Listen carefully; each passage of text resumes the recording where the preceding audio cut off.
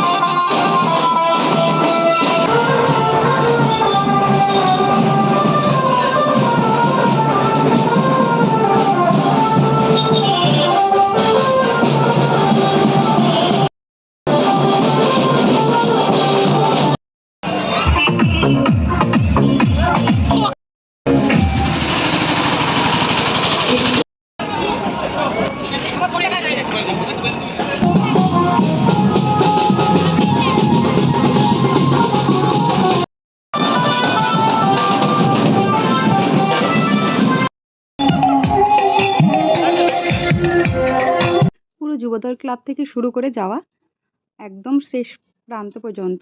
আর এই দিকটা বেশ ফাঁকাই ছিল, আমরা ঠিক বেরিয়েছিলাম রাসের আগের দিন, কারণ এই দিকটা যাওয়া হয় না। লাইটিংটা এত সুন্দর লাগছিল, তোমরাও এসো। এখান থেকে শুরু করে আমরা বেরিয়েছিলাম পুরো বঙ্গবাণী স্কুলের রাস্তাটা দিয়ে হাসপাতালের কাছে। সব জায়গায় আমার ভয়েস দিইনি, কারণ বাজনার আওয়াজটা বেশি ভালো লাগছে আমার। আওয়াজটা তাই এখানে স্কিপ করা আছে কিছু কিছু জায়গায়, যেখানে নর্মালি গান চলছিল আমি সেগুলোকেই মিউট করে দিয়েছি, অ্যান্ড আমার কথাই সেখানে দিয়েছি। নবদ্বীপ রাস মানেই একটা ঠাকুরের পর আরেকটা ঠাকুর, খুব একটা দূরে থাকে না সব ঠাকুর। আর এটাই হচ্ছে মানে নবদ্বীপের রাসের ঐতিহ্য। সবাই এসো। নবদ্বীপের রাস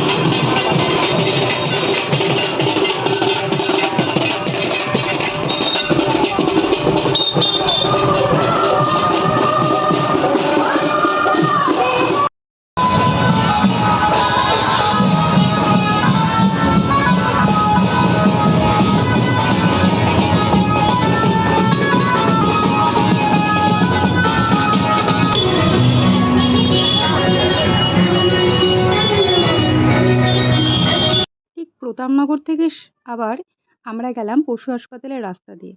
কেননা ওখানে একটা থিম হয়েছে, পরপর দুখানা থিম দেখা যায়।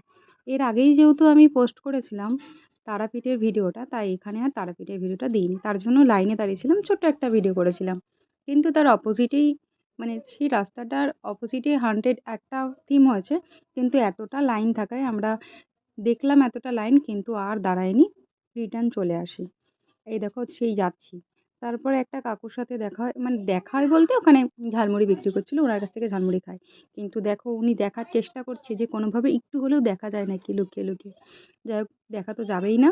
তারপরে এই ঝালমুড়ি খেয়ে নিয়ে আমরা আবার বাড়ির দিকে রওনা দিই।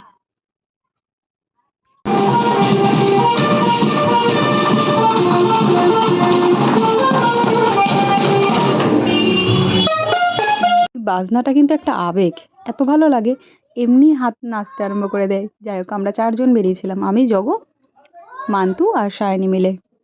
সাইকেল নিয়ে বেরোনো, আর এক হাতে সাইকেল আর এক হাতে ফোন নিয়ে এভাবে ঘোরা। কিন্তু এরপরে যে হিমাদ্রির সঙ্গে ভিডিওটা করেছি, এই থিমটা কিন্তু যখনই ঢুকবে, প্রত্যেকে যখন নিজের কথাগুলো দেখবে দেয়ালে টাঙানো, আলাদা একটা অনুভূতি হবে। এটা যেহেতু রাসের আগের দিন গিয়েছিলাম, তাই ফিডব্যাক লেখার খাতাটা ছিল না।